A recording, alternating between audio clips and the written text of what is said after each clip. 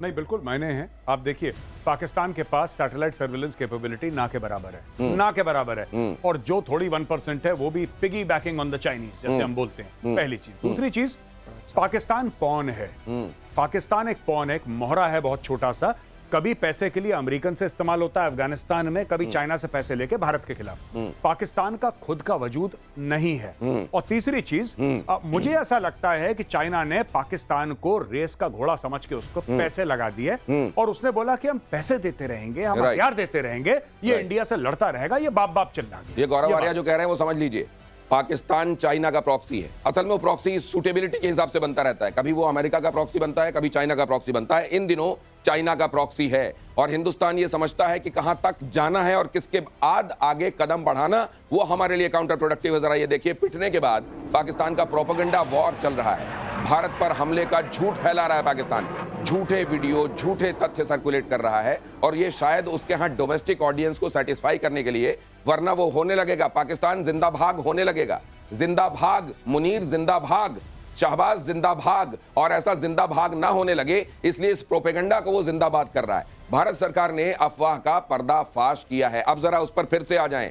वो प्रॉक्सी होने वाली बात को गंभीरता से समझिए कि तुमको जो इतने सामान दिए हैं उसको इस्तेमाल करो। हमारा सामान भारतीय बाजारों में नहीं खप रहा है, भारत इसको रिस्पॉन्ड नहीं कर रहा, तो तुम एक काम करो, तुम वहां जाकर गड़बड़ फैलाओ, वहां जाने वाले इन्वेस्टमेंट को अस्थिर करो, वहां के जो इन्वेस्टर्स हैं उनको कहीं दूसरी जगह भगाओ। और इस काम के लिए जब पाकिस्तान को आगे भेजा गया, जब आपको मालूम होता है, जब आप मोहल्ले में भी कहीं आप देखते हैं, मान लीजिए कोई एक खानदानी आदमी है, कोई एक शरीफ आदमी है, वो चला जा रहा है अपने बच्चों और परिवार के साथ कहीं, उसको अचानक रोककर कोई एक फटेहाल भिखमंगा किस्म का बदमाश आता है वहां और अचानक उसके साथ पंगे लेता है।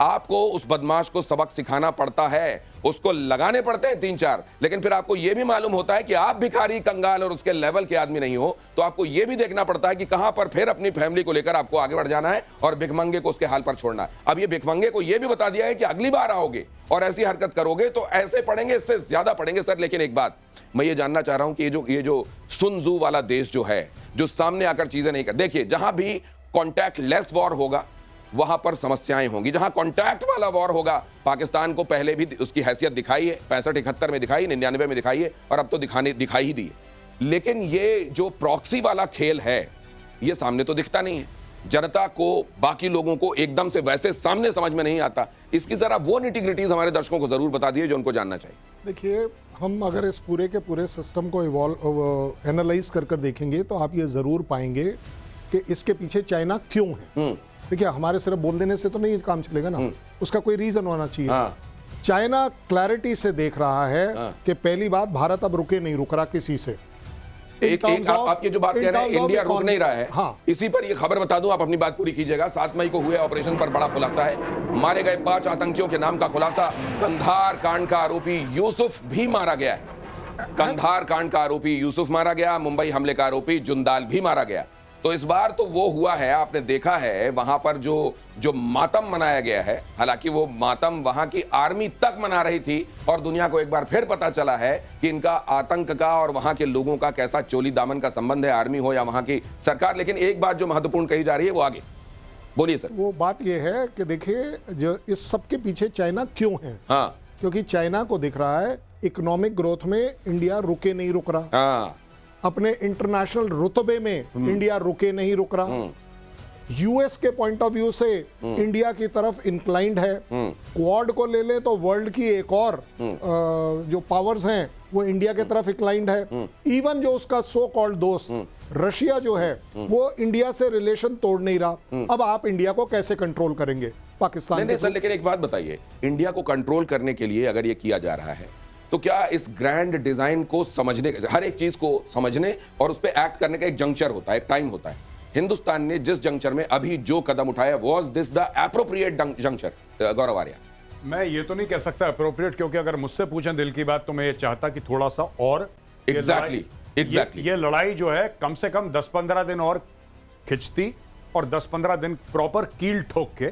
लेकिन बात यह है कि जो डिसीजन मेकर्स है भारत के, उनके पास हमसे कहीं ज्यादा इंफॉर्मेशन है। ठीक है, हम लोग वही इंफॉर्मेशन जो मीडिया में अवेलेबल है, हम उस पर अपना रिएक्शन देते हैं। हम तो वहां पे नहीं खड़े सरगोदा एयरबेस के आगे कैमरा लेके कि साहब क्या हो रहा है। जो ब्रेकिंग न्यूज आई उस पर अपना रिएक्शन हमने दिया।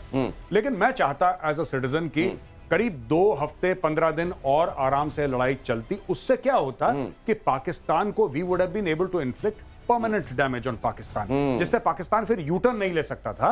अभी पाकिस्तान को सिग्निफिकेंट डैमेज कॉज हुआ है, लेकिन एक होता है ना कि दिल पे मरहम वाला, थोड़ी सी कि आपके घाव पे मरहम लगा है, लेकिन जो आपके कलेजे में भी ठंडक पड़नी चाहिए उसके लिए अभी इंतजार है, और भारत ये जानता है कि वो इंतजार है, इसीलिए ये प्रतिशोध जारी रहेगा। ये बात भी तय कर दी गई है कि एक्ट ऑफ टेरर को एक्ट ऑफ वॉर माना जाएगा। आप कुछ कह रहे हैं? मैं ये कहना चाहता था कि 3 और चीजों को खुलासा हुआ है। हाँ, जो उसको दी थी HQ9 दिया था, HQ9 चाइनीज, हाँ, उसको PL-15 दिया था, हाँ, चाइनीज, हाँ, उसको JF-17 भी दिया था, चाइनीज। किस पे लगा के चलाओ। हाँ, बिकने तीनों बंद चला हो गए लिए। सर, बिकने बंद हो गए। HQ9 पिट गया, 2 मार दिया ऐसे ही। JF-17 से चलाया, वो गिर गया बिना उसको कुछ एक्सप्लोजन के। अब उसने सोचा होगा ये जो हमने झूठ की लंबी चौड़ी दुकान बनाई थी कि और लोग भी खरीदेंगे, ये गलत आदमी के हाथ में दे दिया, बिल्कुल सही बात कह तो रहे हैं। बिकना बंद हो गया। अगर आप आज देश के मानस से पूछें, जैसा गौरव आर्या कह रहे थे, अगर आप ये पूछें कि हमने जो फैसला लिया है, फैसला लेते हैं आप, लेकिन क्या इस जंक्चर पर ये फैसला आपको ठीक लग रहा है? हर कोई यही कहेगा कि हमारे जख्मों पर निश्चित रूप से मरहम लगी है। पहलगाम के बाद जो हम चाह रहे थे वो होता हमने देखा है, लेकिन हम चाहते हैं कि इसको और मार पड़नी चाहिए थी, इसको और मार पड़नी चाहिए थी। हर आदमी के मन से आती आवाज आज है। लेकिन ये भी जो बात कह रहे हैं गौरव आर्या, वो महत्वपूर्ण है कि हमारे देश के जो डिसीजन मेकर्स हैं उनके पास हमसे ज्यादा चीजों को समझने के लिए इंफॉर्मेशन अवेलेबल है, और उसके बेसिस पर वो ज्यादा बेहतर तरीके से समझ सकते हैं कि एप्रोप्रिएट जंक्चर कब किस कदम को लेने का कब है, कहां है। तो एक होती है भावनाएं, भावनाएं निश्चित रूप से महत्वपूर्ण होती हैं। अगर आप भावनाएं नहीं रखते हैं तो जैसा गौरव आर्या कहते हैं कि फिर आप लाश हैं, लेकिन भावनाओं के साथ आप अगर लाश नहीं है तो भेजा भी रखते हैं। भावनाओं और भेजे का ये कॉम्बिनेशन आपको लेकर चलना पड़ता है। आप क्या कह रहे हैं? मैं यही कहना चाहता था, हम ये भी मानते हैं कि उनके पास हमसे ज्यादा बुद्धि शक्ति भी है, ये भी मानते हैं। तो उन्होंने अगर कोई कलेक्टिव डिसीजन लिया है तो बहुत सोच समझ के देश के हित में, देश की प्रोग्रेस के लिए, प्रॉस्पेरिटी के लिए, सिटीजन्स की सेफ्टी के लिए लिया होगा, उसको हम नमन करते हैं। लेकिन आज एक आपके माध्यम से मैं जरूर कहना चाहूंगा, ये जय हिंद की विजय है, ये सीज फायर नहीं है, ये जीत फायर है। क्योंकि हमने अपने शर्तों पर पानी बंद नहीं, खोला नहीं। उनके 3 जो मेन वेपन्स लेके आए थे कि हम आपके ऊपर तहस नहस कर देंगे, उसको दिखा दिया। चाइना वाले भी सहम गए। अब उस तरफ से भी आप देखेंगे शांति आएगी, वो भी समझेंगे इनसे पंगा नहीं लेना, कि उनके पास वही चीजें हैं। और सबसे बड़ी बात, पूरे विश्व को आपने बताया कि आप ये न्यूक्लियर का जो झंडा हिलाते हैं, इसके हम बहकावे में आने वाले नहीं। बहुत बड़ी बात है सर, बहुत बड़ी बात। इसके बहकावे में आने वाली बात नहीं है सर, ये मेन चीज है। हाँ, ये मेन है, क्योंकि nuclear power versus nuclear power, ये पहला कॉन्फ्लिक्ट है कि आपने कहा हम बम चला देंगे, हमने कहा चलाओ। ये है वीरता। बाय द वे दिनेश, आप जो बात कर रहे थे ना वाटर स्ट्राइक पर, और सभी बता रहे हमने पानी रोका नहीं। आज मैं किसी ने मुझे कॉल किया था अपना व्हाट्सएप पे पाकिस्तान से कि एक शो कर सकते हैं, तो मैंने कहा नहीं यार, शो कहाँ, आप तो वो शंकराचार्य और हजरत बल पर अपनी मिसाइल मार रहे हो। कहता नहीं सर, वो वाटर स्ट्राइक थी ऑन डल लेक।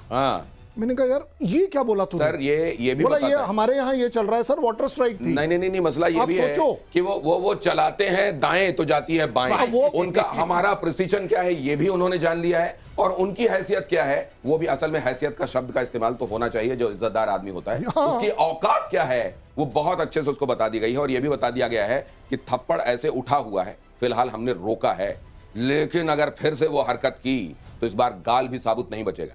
प्रतिशोध जारी है। धन्यवाद।